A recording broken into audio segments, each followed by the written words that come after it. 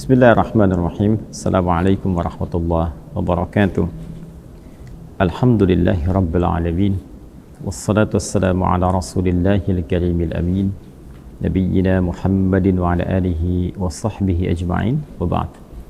Fa ya ahbaballahi wa ahbab rasulihi sallallahu alaihi wasallam. Usi nafsi wa iyyakum bitaqwallahi faqad fazal muttaqun fala tamutunna illa wa antum muslimun.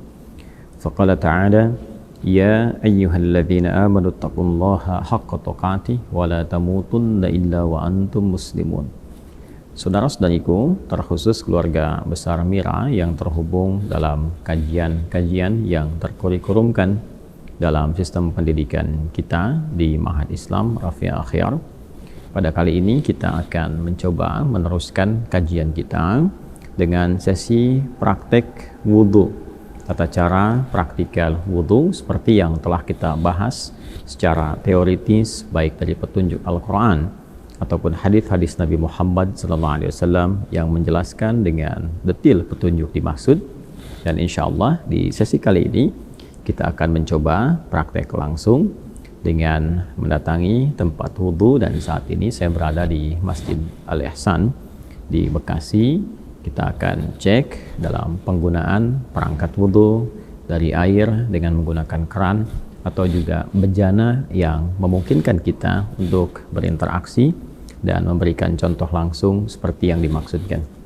Baiklah, langsung saja kita akan mendatangi menuju tempat wudhu dan mempraktekkan apa yang tengah kita kaji bersama. Semoga Allah berikan kemudahan, pemahaman, dan berkah pada apa yang kita kaji bersama. Mari kita langsung berangkat. Bismillah.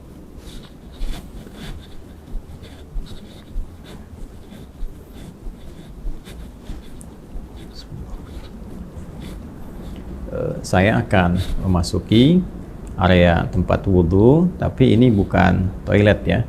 Nah, hanya karena ini adalah area tadi dalam masjid dan kita akan menuju keluar. Ini pintu samping ya, bagian belakang tepatnya. Ini kan ada di samping, saya katakan samping, bagian belakang, tapi ini keluar dari area utama untuk sholat. Jadi kita posisikan ini di luar area tempat sholat, jadi di luar area masjid, dan tentunya melangkah dengan menggunakan kaki kiri. Ingat ya, masuk kaki kanan, keluar kaki kiri, langkah keluar kaki kiri. Baik, kemudian tentu berdoa ya, jangan lupa ya. Apa doanya? Masih ingat? Antara masuk dengan keluar berbeda ya. Ketika keluar langkah kaki kiri, kita mengatakan Allahumma inni as'aluka min fadlik, ya Allah sungguh aku berharap segala keutamaan darimu, karena kita telah masuk ke masjid ya, dan di masjid tentunya ada yang i'tikaf, ada doa, ada ibadah dan sebagainya. Kemudian ketika keluar, apa yang kita tadi lakukan, berharap, bermohon kepada Allah menghasilkan keutamaan-keutamaan dalam kehidupan. Sholatnya memberikan keutamaan, doanya memberikan keutamaan. Karena itu ketika kita keluar, kita bermohon kepada Allah, semua apa yang kita lakukan tadi mendapatkan penilaian terbaik, keutamaan-keutamaan dari Allah Subhanahu wa Ta'ala. Berbeda dengan kita masuk, kita mengatakan Allahumma ftahli abwaaba rahmatik, ya Allah mohon bukakan segala pintu-pintu rahmatmu. Beribadah dapat rahmat, dan kita memohon ketika keluar dari sekian rahmat itu kita mendapatkan keutamaannya. Baik ya, mari kita lanjutkan. Bismillah.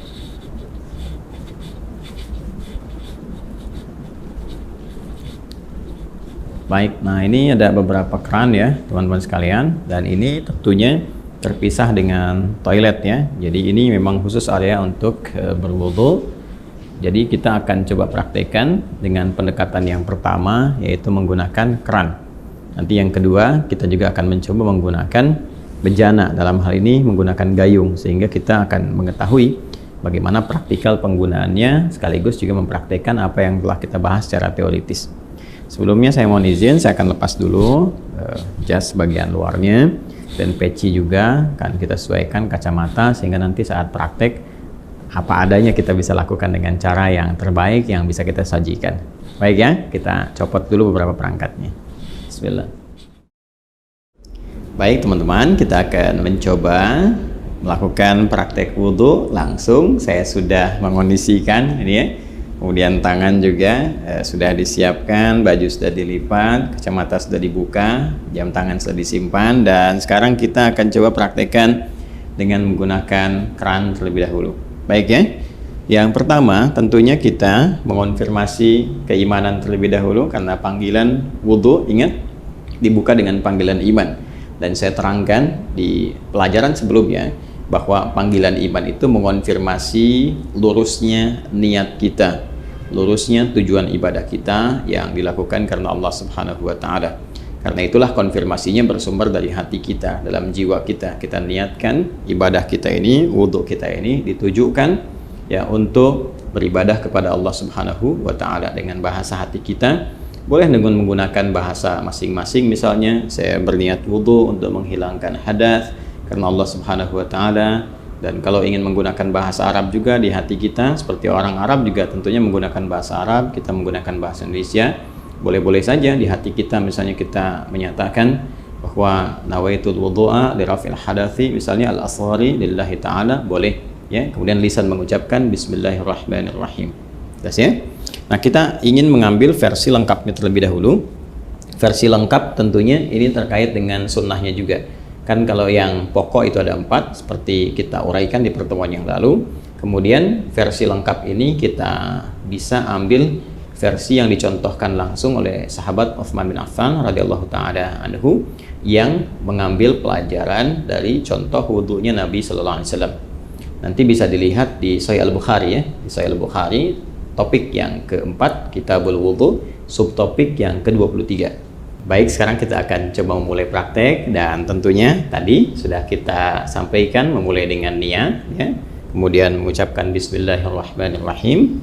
Nah, ingat betul baik-baik bahwa Islam seperti diuraikan di pertemuan yang lalu sangat perhatian detil terhadap segala hal, terutama aspek-aspek yang melahirkan manfaat. Ini adalah air keran yang menampung aliran air yang masih bersifat murni, mutlak, tahur. Jadi ini sangat bermanfaat, karena itu tidak diperkenankan untuk membuang-buang air ya. Sekali lagi, tidak diperkenankan membuang-buang air pada keadaan yang tidak semestinya. Itu dalam Islam disebut dengan israf, mubazir ya. Karena itu seperlunya kita keluarkan, kalau menggunakan keran ini seperlunya kita keluarkan, tampung dulu airnya kan. Nah, yang pertama kita gunakan untuk menyela-nyela kan. Bagian pertama kita gunakan untuk menyela-nyela seperti ini, keluar, tidak usah terlalu besar ya, nggak usah terlalu besar sehingga airnya juga tidak boros ya untuk keluar. Nah, ini kita menyela-nyela dulu, dimulai dari kanan ya, ingat ya, selalu dimulai dari yang kanan. Nanti di Al-Bukhari ini di subtopik yang ke-31, jadi kalau kita baca topik yang keempat, kita berwudu, subtopik 31 itu ada namanya subtopik berjudul babut tayammun ya, memulai dengan bagian yang kanan. Selalu kanan didahulukan, kanan dahulukan. Baik ya, jadi kita mulai. Ini kita buka dulu secukupnya kerannya, keluar air. Ulangi ya, tadi sudah kita bismillahirrahmanirrahim, niatkan dalam hati. Kemudian kita menyelai-nyelai seperti ini ya, ini bagian pertama. Nah, lalu yang kiri juga dibersihkan dulu seperti ini ya, sudah ya. Nah, ini sudah dibersihkan. Nah, ini sunnah ya, sudah sunnah yang pertama kita lakukan, karena yang pertama niatkan mengikat pada rukunnya, pokoknya. Jadi ada pokok yang terkait dengan konfirmasi keadaan hati kita. Rukun yang pertama niat kan. Nah, kemudian dikonfirmasi di lisan dengan bismillahirrahmanirrahim. Lalu setelah itu kita masuki sunnah-sunnah, memulai dengan sunnah berwudu. Tadi sudah menyela-nyela dulu, ini membersihkan bagian jemari-jemari dan telapak ya. Baik, sehingga keadaannya bersih sebelum membersihkan yang lain. Baik, selesai. Kemudian langsung untuk berkumur-kumur kita ambil. Nah, biasanya saya melakukan seperti ini. Kalau sudah ngambil seperti ini ya. Nah, ini ghurfah namanya. Ghurfah itu dengan satu genggaman ya, cedukan seperti ini. Genggaman atau cedukan seperti ini. Nanti biasanya kalau saya suka melakukan untuk menghemat itu, begitu dibuka sudah cukup ini ya. Lalu saya akan tutup terlebih dahulu, tutup. Nah, sehingga air tidak terus mengalir ya. Jadi langsung kita kumur-kumur.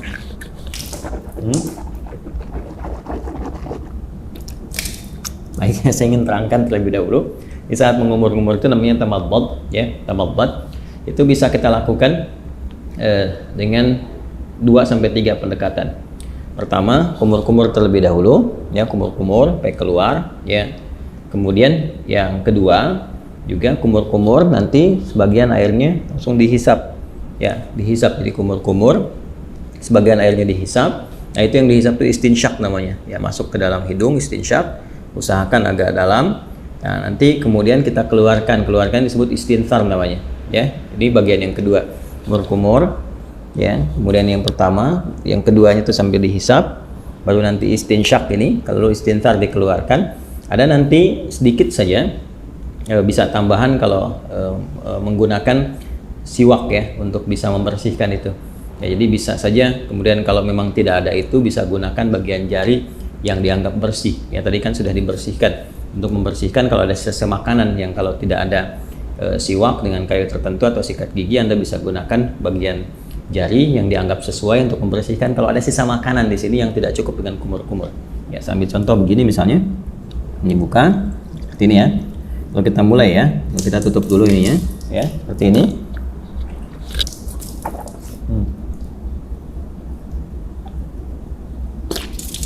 Gitu ya. Nah, ini untuk yang sikat giginya atau membersihkan bagian sisa makanan, sehingga kalau sudah makan ya tidak sempat juga sikat giginya, nanti kita bisa bersihkan dengan bagian jari yang sesuai. Ya, itu untuk kondisi-kondisi tertentu.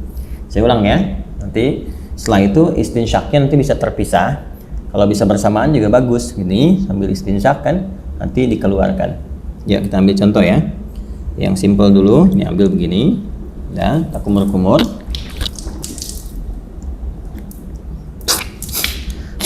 Oh ya. Nah, baik, kita contohkan ya. Sekali lagi ya. Jadi teman-teman sekalian bisa. Tadi kan sudah ya untuk kumur-kumur sambil dibersihkan bagian giginya. Nah, kemudian yang kedua kita ambil untuk maksimalkan istinsyak dengan istintharnya. Jadi kumur-kumur lagi sambil dihirup ya ke hidung. Ya, dari buang. Nah, ini bisa berkumur-kumur sambil dihirup, atau kalau mau kumur-kumur dulu, buang, nanti bisa untuk istinsyak dan istintharnya terpisah ya. Ya, kita ambil misalnya contoh untuk yang kalau terpisah begini, kumur-kumur. Ya. Kalau mau dihirup ke hidungnya terpisah, kita ambil lagi, ya kan seperti ini. Nah, itu ya. Nah, ini manfaatnya kalau dipisah ini kayak semacam ada pilek ya. Pilek atau virus tertentu berkumpul. Nah, ini biasanya lebih spesifik untuk membersihkan wilayah hidung. Sehingga ketika ditekan itu istintharnya ini bisa dipijit salah satunya bergantian untuk dikeluarkan. Ya, sehingga kotoran yang ada di hidung itu bisa keluar. Ya, kalau dalam kondisi normal biasa bisa langsung Anda hisap saja, dihirup ya, bukan dihirup ke hidung. Jadi sambil kumur-kumur dihirup ke hidung. Jadi bisa dikeluarkan secara bersamaan atau di hidung terlebih dahulu bisa. Karena tidak ada aturan spesifik mana yang didahulukan. Apakah di mulut dulu atau di hidung dulu. Jadi kalau Anda ingin keluarkan yang di hidung dulu boleh. Misal begini. Ya. Nah, kurang lebih demikian ya. Atau yang di mulut dulu baru di hidung, nggak ada masalah. Tergantung kondisional saja, karena sifatnya tamadmad dulu baru istinsyak. Itu yang urutannya. Jadi kumur-kumur dulu baru dihirup. Adapun cara mengeluarkan tidak spesifik diatur. Ya, tapi kalau ingin berurutan boleh dari mulut keluar baru hidung. Terus kalau kondisi ingin membersihkan spesifik khusus boleh dipisahkan. Kumur-kumur ya. Kemudian dilepas, baru kemudian khusus untuk yang hidung untuk memudahkan yang di dalam itu keluar. Hikmahnya kan mengeluarkan yang kotor. Jelas ya? Baik. Bisa dipahami ya teman-teman sekalian? Nah, jadi itu untuk yang pertama, kumur-kumur. Sekali lagi, buka kerannya. Saya ulang ya. Kerannya buka. Ambil air gorfah namanya, segenggaman seperti ini. Ya, kemudian kalau sudah cukup, tutup ini supaya tidak mubazir. Kumur-kumur. Ya, jelas ya. Nah, baru kemudian dicuci kembali, disiapkan. Nah, ini kalau sekali cukup sudah. Kalau diperlukan 2 kali, 2 kali, 3 kali, 3 kali. Ya. Dan ini tadi penggunaan jemari sekali lagi ya untuk menegaskan atau menghilangkan bagian bekas-bekas kalau ada makanan dan sebagainya yang kalau sekiranya tidak memungkinkan untuk gosok gigi atau membersihkan. Jelas ya? Baik, lanjut. Dari sini saya tes air dulu. Kemudian kita buka kembali. Nah, sekarang masuk ke bagian yang pokok. Ya, buka lagi, masuk begini, bagian yang pokok, tutup, baru ke wajah. Nah, ini yang ingin saya contohkan, bagian pokok yang paling utama itu. Ini ghasalah itu ambil airnya, tumpahkan di wajah begini. Ini lihatnya yang telunjuk begini. Oh. seperti ini. Nah, ini bagian jempol yang di sini belakang. Kemudian langsung ke bawah. Nah, ini yang diselai-selai di janggutnya. Ya.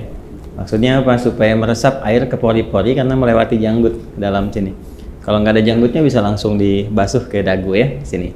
Nah, jadi ini satu, kalau dirasakan belum cukup keseluruhannya, ambil lagi begini.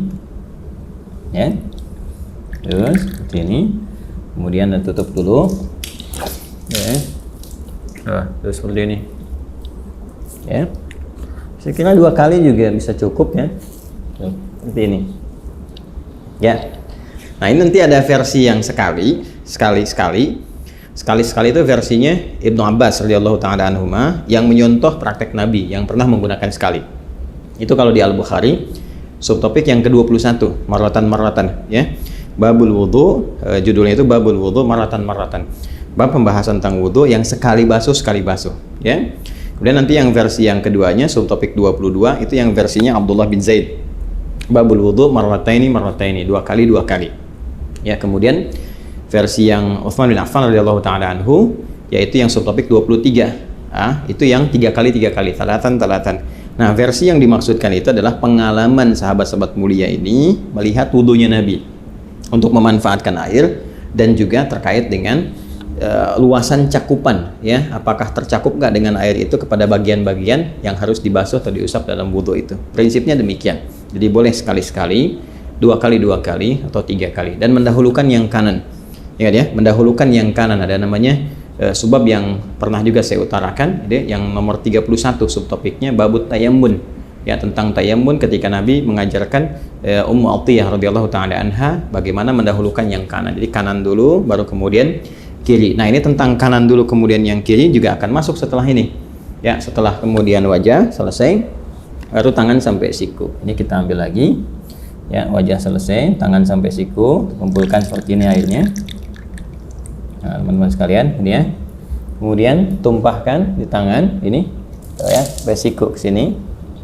Nah, lalu ke sini depan. Nah, terus sampai ke sini, ya. Nah, ratakan seperti ini. Jelas ya? Nah, kalau dirasakan belum cukup, rata, buka lagi airnya, ya. Nah, dianggap cukup, ditumpahkan, tutup dulu seperti ini. Nah, nanti bisa dari depan begini, ya.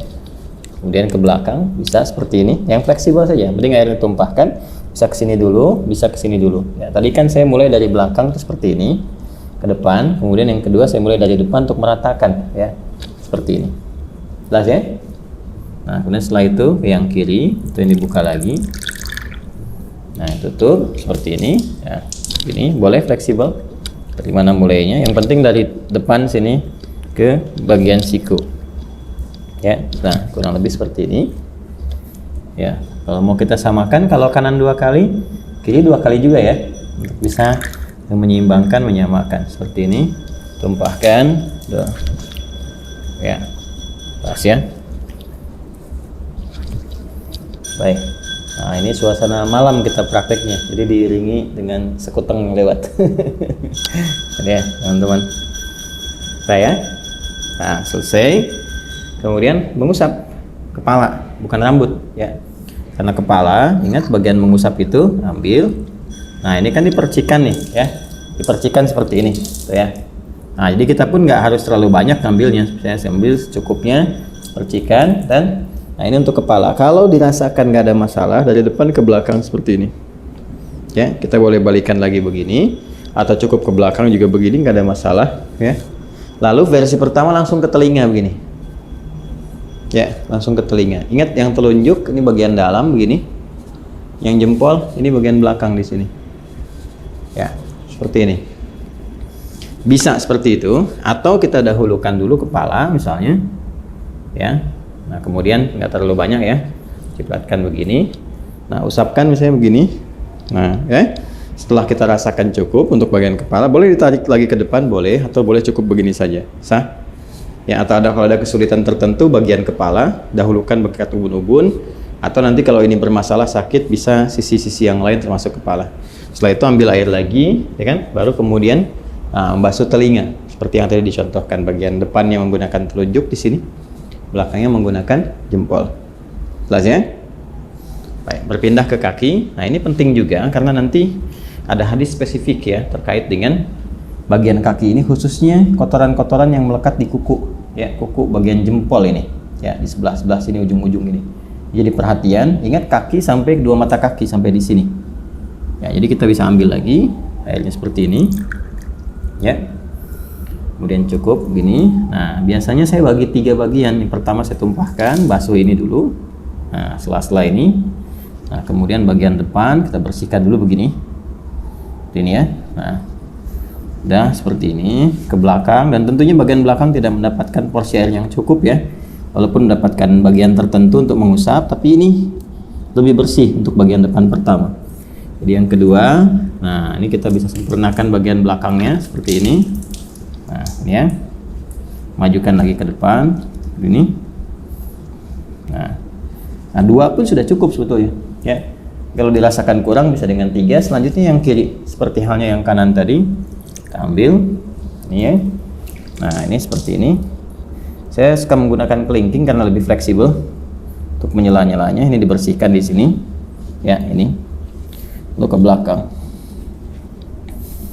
Nah, kemudian disempurnakan, ambil lagi, kita tumpahkan seperti ini ya. Dah selesai. Nah, ini selesai ya. Setelah selesai, dah, kita diusahakan menghadap ke arah kiblat, kita berdiri sini. Ya, lalu kita berdoa. Doa yang sudah pernah diajarkan juga ya, syahadatain dulu. Asyhadu an la ilaha illallah, asyhadu anna Muhammadar Rasulullah, ya kan? Allahumma ja'alni minat tawwabin wa ja'alni minal mutatahhirin. Ya, kalau kita ingin supportkan doanya supaya dengan kita taubat, kemudian juga kita bersuci ya, ya Allah jadikan aku termasuk orang taubat. Berarti ini tadi kita sambil evaluasi. Makanya ada ulama juga yang menyarankan sambil saat dibasuh ini, dan nadhafah ini kan nadhafah nih luarnya, nadhafah. Ya, tapi juga harus ada al-husnu wadhiya. Sifat husnu wadhiya itu yang dimaksud dengan taharahnya. Bersih luarnya, suci dalamnya. Ini yang disyarat Nabi di hadis Muslim. Begitu jatuh air wudu itu, jatuh pula dosa-dosa yang melekat kepada fungsi-fungsi organ tubuh yang digunakan itu. Jatuh. Nah, jatuhnya ini dengan taubat. Jadi kita merasakan ini ada yang salah nih sebelum wudu nih ya, supaya hilang kesalahan itu. Makanya ada ulama yang mengajarkan evaluasi saat dibasuh itu, merasakan dalam diri, minta sama Allah supaya digugurkan dosa yang ada di wajah, digugurkan dosa yang ada di tangan, macam-macam. Dalam hati kita bisa meminta dengan bahasa kita, ya Allah, gitu kan, mohon hilangkan kesalahan-kesalahan yang melekat atau kebiasaan buruk pada tangan, pada wajah sebelumnya ya, dan sampai dengan ke ujung kaki. Itu dalam hati kita bisa meminta, tidak ada masalah di situ. Karena ada unsur taubat di dalamnya. Jadi begitu selesai, kita berdoa, kita mohon kepada Allah, digolongkan pada orang-orang yang taubat, kemudian juga yang terbiasa bersuci. Mutatahhir itu biasa bersuci. Jadi begitu wudunya misalnya batal, suci lagi, sehingga terjaga dalam kebaikan. Karena prinsip wudu itu kan menjaga diri dalam kebaikan. Oke? Baik, selesai ini dengan menggunakan versi kran. Ya, gunakan versi kran. Nah, sekarang kita akan mencoba menggunakan versi bejana. Nah, di sini ada gayung ya. Kita akan coba gunakan gayung ini. Sebetulnya kalau kita bersandar pada tadi ya, jumlah volume air yang kita gunakan saat menggunakan kran itu kan sebetulnya nggak banyak. Ya, kalau ada di minuman kemasan dengan bentuk kayak gelas itu sekitar 250 mili ya. Itu kan kurang lebih segitulah. Ya, nggak terlalu banyak yang kita gunakan seperti tadi disampaikan. Jadi kalau kita tampung dengan gayung pun kurang lebih, bismillah ya. Ini base cukupnya. Udah harus penuh juga, mungkin kita ambil setengahnya segini cukup ya, setengahnya begini cukup ya, tergantung keadaan kitanya. Nah, ini kalau pakai gayung, kalau di atas nanti jatuhnya terlalu tinggi, jadi saya turunkan ke bawah untuk menyontohkan, misalnya di sini ya, paling gampang ya seperti ini ya. Jadi kan sudah keadaan jongkok. Kalau di Timur Tengah kan ada, atau tidak hanya Timur Tengah, saya kadang-kadang di beberapa negara atau beberapa tempat di Indonesia juga kadang-kadang ada suka pakai dudukan tuh ya, jadi kita bisa sambil duduk. Nah, ini kalau seperti ini pakai bejana, kurang lebih disimpan seperti ini. Jadi kalau bejananya lebar nanti bisa sambil diambil seperti ini, ya kan? Nah, tapi dengan catatan juga nanti tidak ada sisa-sisa air yang terlalu banyak yang melekat di lengan ya, khususnya di telapak ini, sehingga mencampur kepada yang sudah ada. Jadi amannya kalau mau aman, apalagi dengan kondisi seperti ini, kita tuangkan seperti ini Jelas ya? Ini bagian pertama. Nah, terus kemudian seperti ini. So, nah ini lebih hemat nih digunakannya. Itu satu, ya, udah selesai. Nah, kita ambil versi yang sekali, ya kan? Nah, kemudian dari sini ambil lagi, kan? Nah, ini ya. Nah, ini kumur-kumur. Ya, kalau dirasakan belum cukup, ada yang sekali, 2 kali. Seperti tadi saya contohkan, gak ada bedanya dengan yang pertama. Kemudian ngambil lagi gini, ya. Nah, ini sama persis teman-teman sekalian, gak ada bedanya dengan yang pertama tadi. Kita wajah ini, ya, seperti ini. Tuh, ya, seperti tadi ya, diulang. Kemudian selanjutnya untuk tangan seperti ini, ya. Baik dari depan, dari belakang, yang penting dimulai dari sini, ya, sampai ke siku. Nah, yang kanan sudah, kita gunakan bagian yang kirinya. Ya, sama saja seperti yang saya contohkan tadi. Kita ambil dulu, ya. Nah, ini ambil, kemudian paskan dulu gayungnya karena ini kan nggak rata di sininya ya, teman-teman. Kalau kita mau pindahkan sini juga boleh sebetulnya, nggak ada masalah, ya. Nah, kemudian jatuhkan di sini. Nah, seperti ini ya. Baik. Ayo cari pijakan biar aman, biar nggak tumpah atau seperti kayak gini kan agak susah ya keseimbangannya. Nah, kemudian seperti ini, ya, dicipratkan sedikit. Kemudian kepala balikan kembali atau tidak sama sekali ke sini, nggak ada masalah. Ke telinga seperti ini. Nah, ya, yang lebih seperti itu. Kalau ini ada sedikit di bawah kita, maka kita harus agak naik untuk membasuh kaki, ya, seperti ini. Nah, kita naikkan begini, ya, seperti yang tadi pertama. Ini, baik. Kemudian diambil lagi, ya, seperti ini, ke belakang untuk meratakan. Dia 2 kali ya, teman-teman sekalian ya. Ya, kemudian pakai yang kirinya seperti ini. Seperti yang dicontohkan di awal tadi.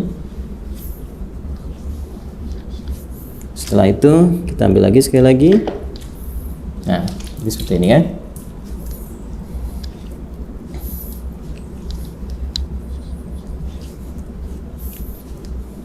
Baik.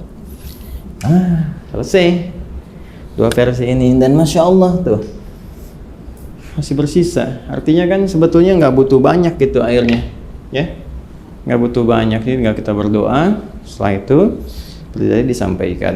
Jadi kurang lebih seperti itu contoh yang bisa kita tunjukkan. Dimulai dari awal, kemudian mengkondisikan dulu, ya, kerannya seperti apa yang bisa digunakan.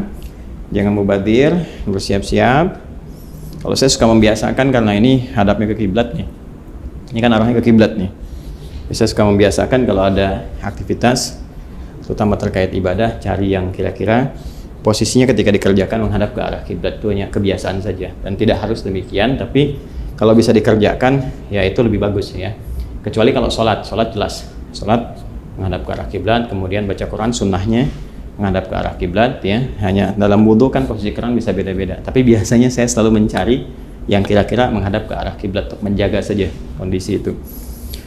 Ini yang kita bisa tunjukkan. Kemudian selanjutnya tadi sudah mengondisikan, lalu mulai berniat ya, dan dimulai nanti dari mulai sunnah sampai ke pokok-pokoknya sampai yang terakhir, dan dilakukan dengan tertib, nggak boleh lompat-lompat ya, terus dijaga, jangan sambil juga diskusi, ngobrol sama teman-teman dan sebagainya, tidak, supaya bisa fokus dalam berwudu dengan suasana batin yang nyaman.